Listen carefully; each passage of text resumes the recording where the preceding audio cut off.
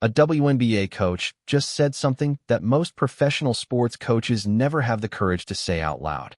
She looked at a room full of reporters and basically told a chunk of her own fan base, "You don't get to hide behind our team's jersey while you send death threats to a player." That's not a metaphor.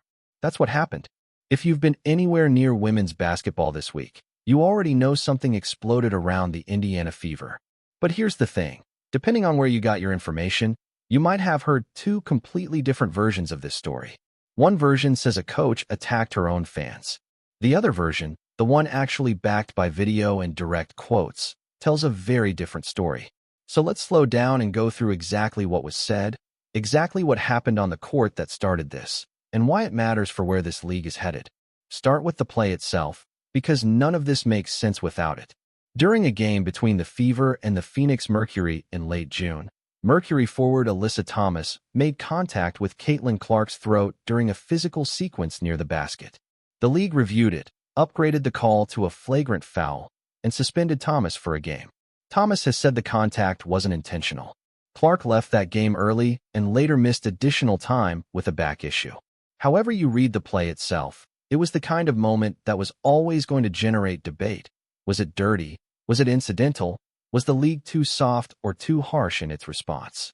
That part of the conversation is completely normal for sports. What happened next was not normal. In the days after the suspension, Thomas said publicly that she and her family had received death threats. She said she'd been hit with racial slurs. She said she and her teammates had been painted, in her words, as thugs. This is a professional athlete describing threats against her family over a basketball play. That's the moment Fever head coach Stephanie White stepped in front of the microphones. And here's where the story gets misrepresented in a lot of the clips and posts circulating online. White did not stand up and tell Fever fans, or Caitlin Clark fans, that they weren't welcome. Go back and watch the actual clip. What she said was that the toxicity, the racism, the homophobia she was seeing didn't feel like it was coming from real WNBA fans or real Fever fans at all. Her words, almost exactly. Most of this is coming from an online community, from people using the league and its players to push agendas that have nothing to do with basketball. And then she added something that a lot of people conveniently leave out when they retell this story. She said it's not hard to simply not be a jerk, and that if you're one of the people sending hate online, don't call yourself a WNBA fan, because the league is built on inclusion, not on demeaning people. Read that again. That is not an attack on paying customers. That is a coach drawing a line between the actual fan base that shows up to games, buys jerseys, and cares about the sport, and a much smaller, much louder pocket of anonymous accounts weaponizing a basketball play to spread hate. Those are two very different groups of people, and collapsing them into one is exactly how misinformation spreads. Now, here's what makes this genuinely complicated, and worth talking about honestly instead of picking a side and yelling about it. White has an existing relationship with Alyssa Thomas. She coached her for 2 seasons back in Connecticut.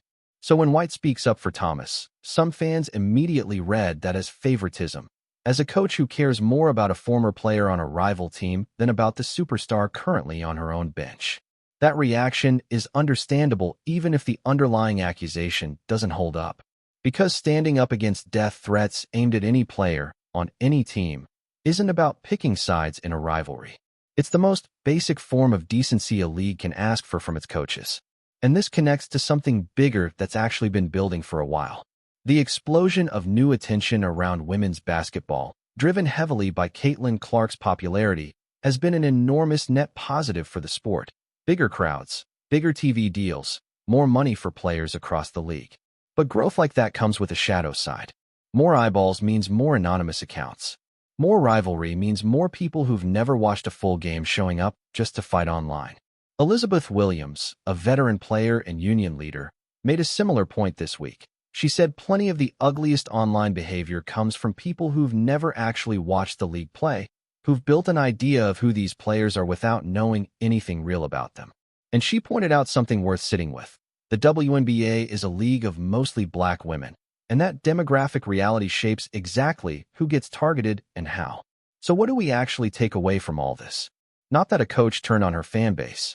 Not that the Fever are self-destructing from the inside. What actually happened is a coach, in a moment where a player on the court and a player on a rival team were both getting dragged through online hate, chose to draw a distinction that almost nobody in sports leadership ever bothers to draw out loud. The difference between fans who disagree, who boo, who argue about foul calls, and people hiding behind a jersey's name to send death threats. One of those groups deserves this league's whole attention and gratitude. The other doesn't get to call itself a fan at all.